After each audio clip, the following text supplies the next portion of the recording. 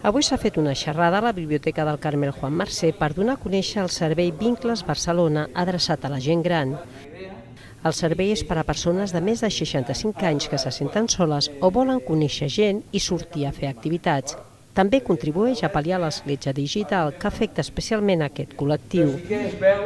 L'activitat que hi ha. Les persones que s'inscriuen i compleixen els requisits reben una tauleta amb connexió a internet cedida per l'Ajuntament. A partir de l'aplicació de Vincles poden contactar amb d'altres persones de confiança i crear grups amb interessos comuns. Els grups reben el suport d'un dinamitzador que fomenta que participin de les activitats del barri i la ciutat i que també els ensenya a utilitzar la tauleta.